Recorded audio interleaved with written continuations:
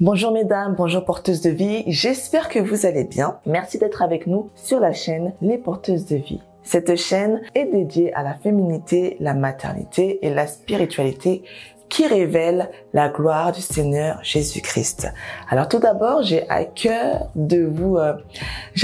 aujourd'hui de vous complimenter. Merci pour ce que tu es, porteuse de vie.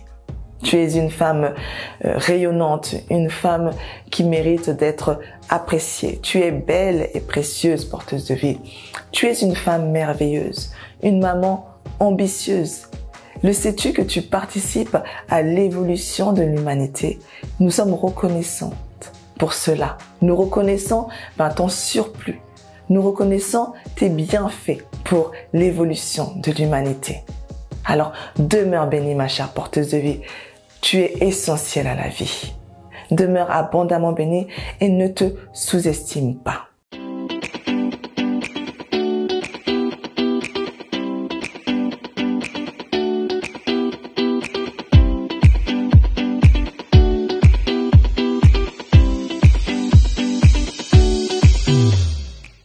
Donc pour aujourd'hui, dans cette vidéo, j'aimerais que l'on médite sur le profil d'une femme forte.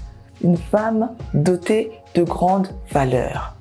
La femme du Proverbe 31.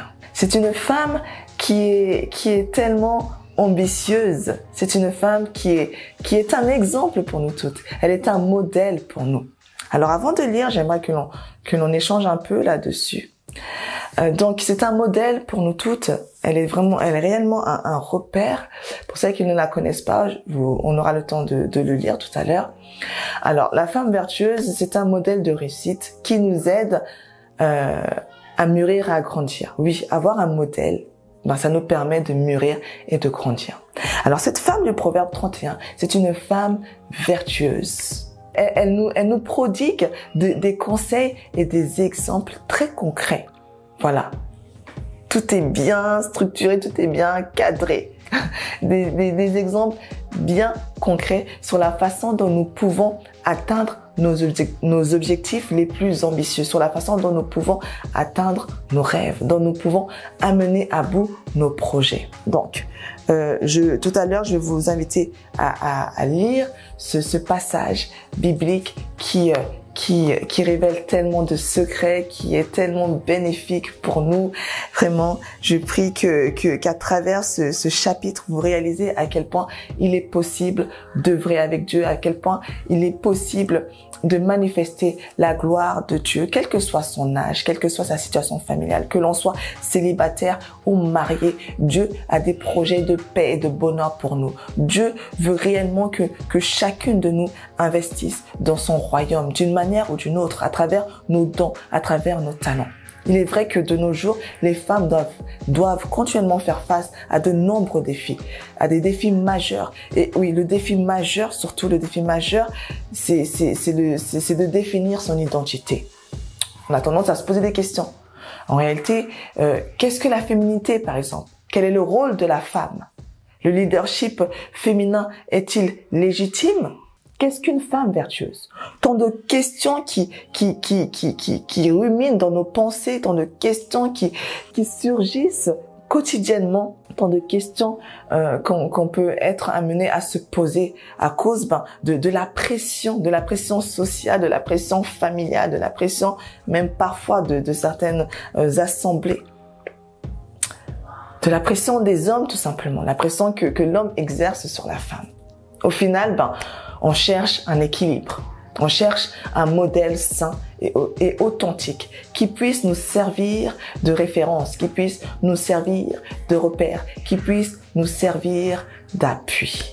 Et la Sainte Bible est tellement regorgée d'exemples bien précieux, bien précis. Notamment cette femme vertueuse, qui représente en quelque sorte la femme parfaite. Nous verrons à travers ce chapitre que la barre est haute. La barre est très haute. Mais cela n'est pas impossible pour nous toutes. Cela n'est pas impossible. C'est un but en fait que nous devons poursuivre quotidiennement, pas à pas, continuellement, pas à pas. Cette norme présentée de façon poétique, de façon poétique, a été écrite pour nous inspirer et non pour nous déstabiliser ou nous décourager ou nous culpabiliser. Non, Dieu a mis en place ce chapitre pour nous encourager. Oui, il ne veut en aucun cas mettre sur nous des jougs, des fardeaux que l'on ne pourra pas supporter. Tout ce que Dieu a planifié pour nous est bon. Tout ce que Dieu a planifié pour nous est parfait. Je vais le lire, mais avant ça, je voudrais rajouter un peu d'étymologie, puisqu'on parle de la femme vertueuse. Donc du latin virtus, la vertu au sens propre en fait, correspond à la force morale et au courage.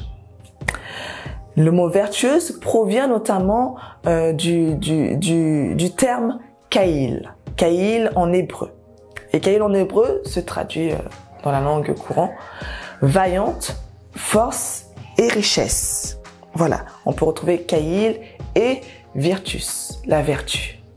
Alors la femme du proverbe 31 est considérée comme une femme, comme une personne forte et courageuse, comme une femme ambitieuse qui révèle un caractère brave et puissant. C'est un exemple en fait. La femme du proverbe 31 est une femme qui est remplie de challenges, une femme de prière, notamment une femme qui craint l'Éternel, une femme qui est louée, une femme qui veille sur ce qui se passe dans sa maison, qui veille sur ses enfants, qui prend soin de son époux, qui prend soin de ses propres biens, de ses activités, de ses projets, qui mène à bien tous ses projets. On voit en elle que c'est une femme qui est équilibrée, une femme qui ne se laisse pas décourager facilement. C'est tout simplement une femme ambitieuse, une femme travailleuse, une femme qui est déterminée à aller jusqu'au bout de ses visions et de ses rêves, mesdames, mes porteuses de vie. Ah là là, vraiment, je nous souhaite de demeurer dans la parole de Dieu, de croire aux promesses de Dieu pour nous. C'est possible pour toi. Voilà, il est possible d'être comme cette femme qui est digne de confiance, une bonne gestionnaire. C'est possible. Il suffit de croire aux promesses de Dieu pour nous. Il suffit de croire que Christ est réel, que Christ vit, que Christ s'est donné à la croix pour nous donner en retour la vie en abondance. Christ a cloué à la croix nos malédictions, nos condamnations, tous nos jours qui nous pesaient. Il les a cloués. Donc chaque femme aujourd'hui peut s'y référer sans crainte, car il s'agit de la volonté de Dieu pour nous, femmes, porteuses de vie, pour toutes celles qui placeront leur confiance en Christ. Pour toutes celles qui se soumettront à l'Esprit de Dieu. C'est possible. Là, il y a une vie riche en Christ. Et ce que nous avons à faire en premier lieu, c'est de lui faire confiance. Faire confiance en Dieu. C'est la première chose à faire pour devenir cette femme vertueuse. Alors, sans plus tarder, je vais lire ce chapitre. Je vous propose de prendre votre Bible si vous l'avez ou de suivre la lecture. Et n'hésitez pas à la méditer, à méditer ce verset, à méditer sur cette histoire ultérieurement dans votre intimité. Ça vous fera du bien. La femme de valeur, la femme vertueuse. Qui trouvera une femme de valeur? Qui trouvera une femme vertueuse? Son prix dépasse beaucoup de celui des perles. Le cœur de son mari a confiance en elle, et le bénéfice ne manquera pas. Elle lui fait du bien et non du mal, tous les jours de sa vie. Elle se procure de la laine et du lin, et travaille d'une main joyeuse. Elle est comme un navire marchand. Elle amène son pain de loin. Elle se lève lorsqu'il fait encore nuit. Elle donne de la nourriture à sa maison, et ses instructions à ses servantes. Elle réfléchit à un champ, et elle l'acquiert. Du fruit de son travail, elle plante une vigne. Elle met à ses reins la force comme ceinture et elle affermit ses bras. Alléluia. Elle sent que ce qu'elle gagne est bon. Sa lampe ne s'éteint pas pendant la nuit. Elle met la main à la quenouille et ses doigts tiennent le fuseau. Elle ouvre ses mains pour le malheureux. Elle tend la main aux pauvres. Elle ne craint pas la neige pour sa maison, car toute sa maison est vêtue de cramoisis. Elle se fait des couvertures. Elle a des vêtements de fin lin et de pourpre. Son mari est considéré aux portes lorsqu'il siège avec les anciens du pays. Elle fait des chemises et les vend. Elle livre des ceintures aux marchands. Elle est revêtue de force et de dignité. Elle se rit de l'avenir. En fait, elle n'a pas peur de l'avenir. Elle ouvre la bouche avec sagesse. Et un enseignement bienveillant est sur sa langue. Elle surveille la marche de sa maison. Elle veille sur ses enfants, comme je le disais tout à l'heure, sur son conjoint. Elle ne mange pas la pain de paresse. Ses fils se lèvent et la disent « Heureuse, maman ». Son mari se lève et lui donne des louanges. Porteuse de vie. Beaucoup de filles ont une conduite de valeur. Mais toi, porteuse de vie, toi, femme, tu les surpasses toutes. La grâce est trompeuse et la beauté est vaine. La femme qui craint l'Éternel est celle qui sera louée. Donnez-lui du fruit de son travail et qu'aux portes, ses œuvres la louent. N'est-il pas merveilleux ce chapitre? Waouh! Une fois de plus, prenons le temps de nous encourager, de nous enraciner dans la parole de Dieu. Elle nous fait du bien. C'est un repère, un appui. En fait, quand on lit la parole de Dieu, on se sent reconnecté à la vie. On retrouve de l'espoir. Le monde va tellement de mal en pire. La parole de Dieu nous rassure. Elle est une ressource pour nous. Moi, je prie que cette lumière guide nos pas.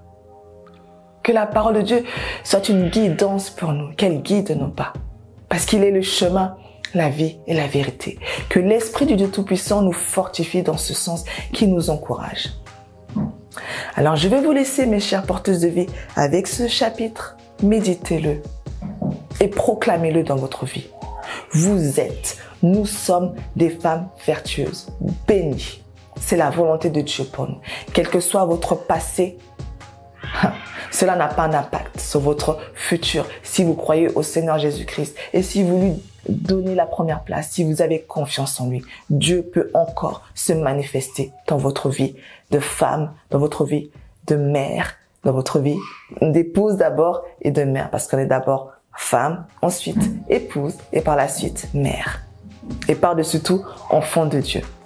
Alors, demeurez bénis, abonnez-vous pour plus de contenu. Et je vous dis à très vite pour une nouvelle thématique. Et n'hésitez pas à faire un tour sur mon site internet, Les Porteuses de Vie. Soyez abondamment bénis et je vous dis à très vite.